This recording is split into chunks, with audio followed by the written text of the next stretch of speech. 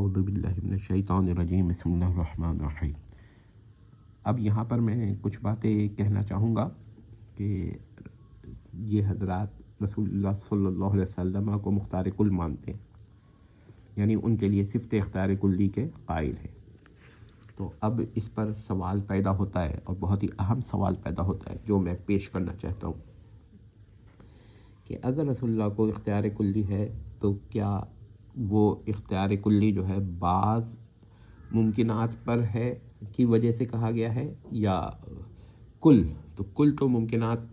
پر اختیار رکھنا تو سراسر ان کے وہاں بھی اکثریت کے نزدیک باطل ہے۔ ہاں کچھ ہوں گے جن کے نزدیک باطل نہیں ہے تو وہ اس کے قائل ہے کہ ہر وہ ممکن جس پر باری تعالیٰ قادر ہے اس پر کیا کہتے ہیں نبی کو بھی اختیار ہے، تو وہ تو پھر ایکسٹریم کیس ہے ان کے وہاں بھی۔ ہمارے نزدیک ان کا عقیدہ بھی ایکسٹریم کیس میں آتا ہے، لیکن بہرحال وہ ان کے وہاں بھی ہے۔ تو غلو میں بھی اقسام ہوتی ہیں اور اہل غلو کی بھی اقسام ہے۔ دوسرا یہ کہ اگر بعض پر ہے تو ہر مخلوق جس کو اختیار ہے کچھ نہ کچھ ممکن پر ہی اختیار ہوتا ہے، محال عقلی اور واجب عقلی پہ تو نہیں ہوتا۔ تو اس کا مطلب یہ ہوا کہ وہ بھی اس کو بھی مختار کل کہنا چاہیے۔ تو اگر بعض کی وجہ سے آپ مختار کل کہہ رہے ہیں تو جس کو بھی بعض کا اختیار ہوگا بعض ممکنات پر اور کل پر نہیں ہوگا اس کو مختار کل کہا جائے گا، تو ہر انسان مختار کل ہو گیا، تو صفت نبی کی نہ رہی۔ تو یہ بہت ہی اہم استدلال ہے، لیکن بہرحال یہ ہے کہ اتنے قوی بلکہ اقوی قسم کے استدلالات جب پڑھتے ہیں نا تو پھر انسان جو ہے اس کا جواب دے یا نہ دے توہین قرار دے کر اپنے کو بچانے کی صحیح کرتا ہے۔ اور ایسا ہی دیکھا گیا ہے کہ جب آپ کسی پر اعتراض کیجئے اور مضبوط اعتراض ہو اور اسے جواب نہ بن پڑے تو وہ پھر اس کو توہین قرار دے گا۔ تو توہین کے بھی کچھ قواعد ہوتے ہیں، اصول ہوتے ہیں، لیکن بس میں نے کہہ دیا توہین ہے تو یہ توہین ہے، یہ نہیں ہوگا، بلکہ اصول قواعد کے ساتھ اس پر علماء کا ایک وہ ہونا چاہیے، کوئی اصول ہونے چاہیے کہ توہین کیا ہے، توہین کیا نہیں ہے، کس کا کیا عقیدہ ہے، اور اس عقیدہ کو اگر کوئی اپنے عقائد کے مطابق توہین سمجھ رہا ہے تو ضروری نہیں ہے کہ جس کا یہ عقیدہ ہو وہ اس کو توہین سمجھ رہا ہو۔ تو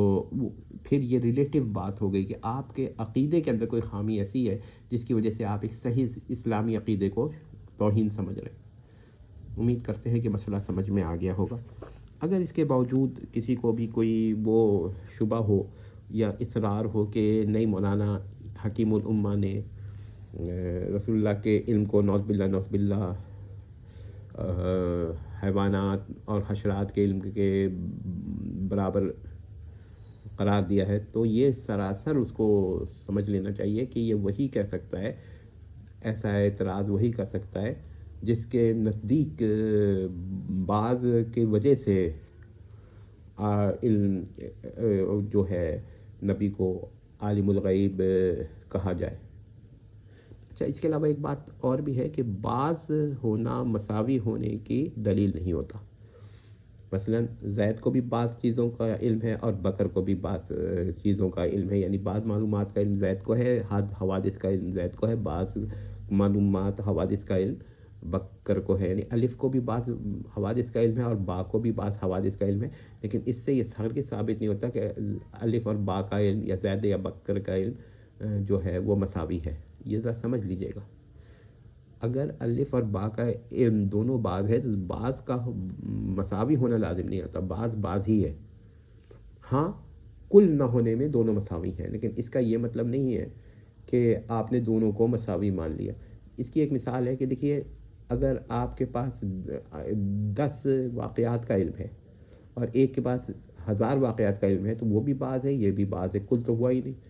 تو بعض ہونا کل ہونے کی دلیل نہیں ہے، جبکہ یہاں اس استدلال میں یہ فرض کیا گیا ہے کہ بعض ہونا کل کی ہونے کی برابر مساوی ہونے کی دلیل ہے۔ تو بعض ہونا نہ تو کل کی دلیل ہے اور نہ مساوی ہونے کی دلیل ہے، یہ بات بھی ذہن میں رکھیے۔ والسلام۔